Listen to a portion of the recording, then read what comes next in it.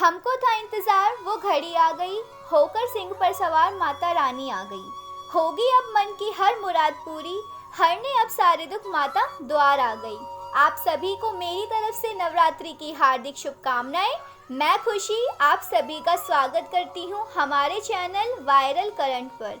आज मैं आप सभी को बताने जा रही हूँ माँ दुर्गा की कहानी कि नवरात्रि क्यों मनाए जाते हैं। तो दोस्तों सब्सक्राइब कर लीजिए हमारे चैनल को और बेल आइकन को क्लिक करना बिल्कुल मत भूलिएगा। हमारी वीडियो को लाइक करके अपने दोस्तों के साथ शेयर करना ना भूलें। दोस्तों आज हम आपको दिखाने जा रहे हैं आखिर क्यों मनाया जाता है नवरात्रि का त्योहार। तो अगर आप भी नवरात्रि मनाते हैं और जानना चाहते हैं कि इसे क्यों मनाया जाता है तो हमारी इस वीडियो को ज़रूर देखिए। शक्ति की उपासना का पर्व क्यों मनाया जाता है और माता की आराधना क्यों की जाती है, इसे लेकर दो कथाएं प्रचलित हैं। आइए जानते हैं प्रथम कथा के बारे में। तो इस कथा के अनुसार महिषासुर नाम का एक राक्षस था जो ब्रह्मा जी का बड़ा भक्त था। उसने अपने तप से ब्रह्मा जी को प्रसन्न करके एक वरदान प्राप्त किया था और वरदान में उसे मिला कि कोई देव, दानव या पृथ्वी पर रहने वाला कोई भी मनुष्य उसे ना मार पाए। वरदान को प्राप्त करते ही वह बहुत निर्दयी हो गया और तीनों लोकों में आतंक मचा दिया। एक समय उसके आतंक से परेशान होकर देवी देवताओं ने ब्रह्मा, विष्णु, महेश के साथ मिलकर माँ शक्ति के रूप में दुर्गा को जन्म दिया। माँ दुर्गा और महिषासुर के बीच 9 दिनों तक बहुत भयंकर युद्ध हुआ और दूसरे दिन माँ दुर्गा ने महिषासुर का वध कर दिया। तभी से इस दिन को बुराई पर अच्छाई की जीत के रूप में मनाया जाता है। तो यह तो माँ भगवती की पहली कथा थी। अब बात करते हैं दूसरी कथा की। तो दूसरी कथा के अनुसार भगवान राम ने लंका पर आक्रमण करने के साथ रावण के साथ युद्ध में जीत के लिए शक्ति की देवी माँ भगवती की आराधना की थी। रामेश्वरम में उन्होंने 9 दिनों तक माँ की पूजा की और उनकी भक्ति से प्रसन्न होकर माँ ने श्री राम को लंका में विजय प्राप्ति का आशीर्वाद दिया। 10वें दिन भगवान राम ने लंका नरेश रावण को युद्ध में हराकर उसका वध कर दिया और लंका पर विजय प्राप्त की और तभी से इस दिन को विजयदशमी के रूप में मनाया जाता है। नवरात्र शब्द में नव संख्यावाचक होने से नवरात्र के दिनों की संख्या 9 है। किसी देवता का अवतार तब होता है जब उसके लिए कोई निमित्त होता है। यदि कोई दैत्य उन्मत्त होता है, भक्तजन परम संकट में फंस जाते हैं अथवा इसी प्रकार की कोई अन्य आपत्ति आती है तो संकट का काल 7 दिन से लेकर 13 दिन तक रहता है।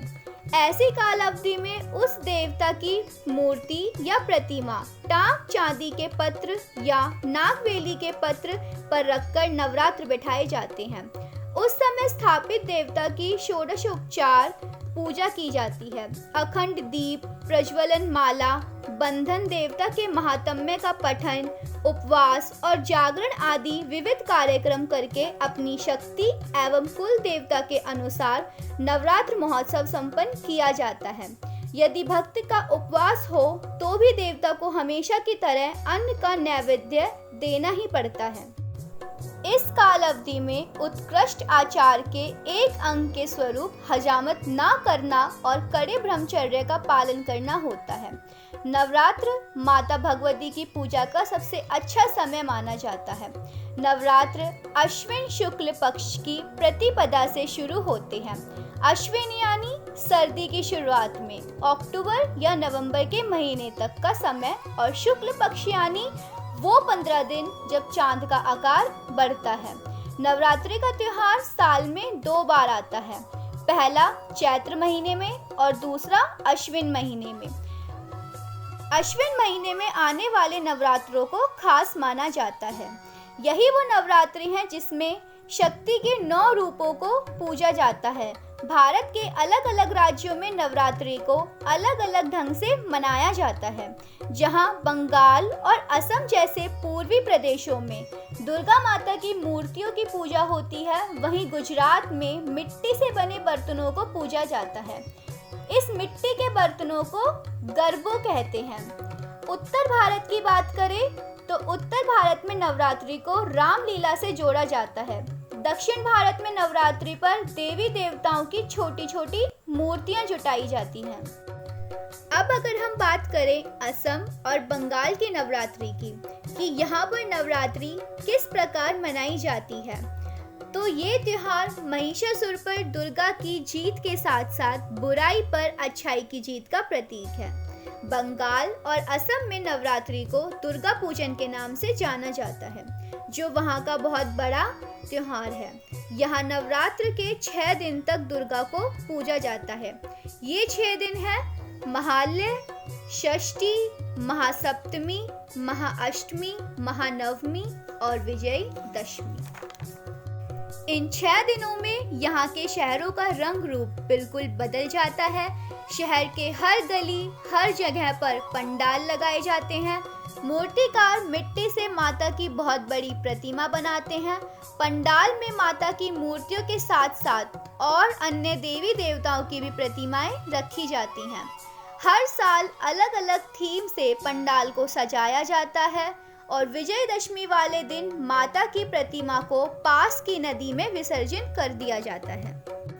तमिलनाडु, कर्नाटक और आंध्र प्रदेश की बात करें तो इन राज्यों में नवरात्रि के समय छोटे छोटे खिलौने जैसे मूर्तियां बनाई जाती हैं। ये जरूरी नहीं कि ये मूर्तियां सिर्फ भगवान की हों। भगवान के साथ साथ रथ, दुल्हा दुल्हन, ऋषि मुनि, पुरुष महिलाओं, बर्तन जैसी चीज़ों की भी मूर्तियां खरीदी जाती हैं। इन्हें रखने के लिए भी लोग खास तरह के स्टेज तैयार करवाते हैं।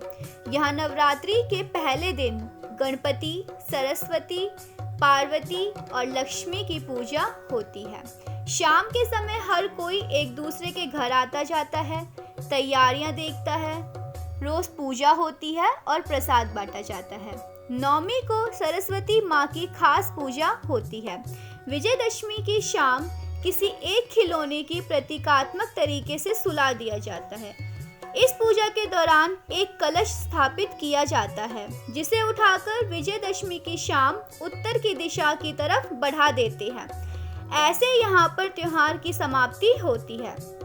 इस कोरोना काल में गुजरात में गरबा खेलने की अनुमति नहीं थी, लेकिन अब गुजरात में गरबा खेलने वालों के लिए एक बहुत बड़ी खुशखबरी आ गई है कि अब इस समय में भी आप सभी डांडिया या गरबा खेल सकते हैं, लेकिन पूरी सावधानियों के साथ। कोरोना काल में गुजरात में बहुत पहले से ही नवरात्रि महोत्सव की तैयारियां शुरू कर दी गई हैं। बात करें बिहार के नवरात्रि की कि वहां पर किस प्रकार से नवरात्रि मनाई जाती है। यहाँ नवरात्रि के पहले दिन एक कलश स्थापित किया जाता है। इस कलश में नारियल और बाकी पूजा का सामान होता है। साथ ही जिस जगह ये रखा जाता है उसके आसपास मिट्टी में कई तरह के अनाज रखे जाते हैं और दुर्गा माता के साथ साथ इस कलश की भी पूजा की जाती है। और नवमी वाले दिन छोटी बच्चियों को खाना खिलाया जाता है। ज्यादातर राज्यों में इस दिन कन्या की पूजा करके उन्हें प्रसाद आदि खिलाया जाता है।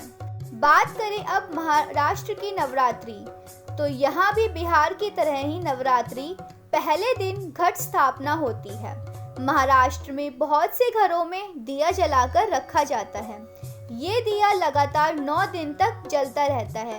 उत्तर भारत में नवरात्रि में रामलीला होती है। यहाँ राम और रावण की कहानी बताई जाती है।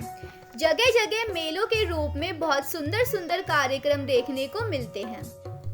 माँ की आराधना का ये पर्व है। माँ के 9 रूपों की भक्ति का पर्व है। बिगड़े काम बनाने का पर्व है। भक्ति का दिया दिल में जलाने का पर्व है। माता रानी वरदान ना देना हमें, बस थोड़ा सा प्यार देना हमें।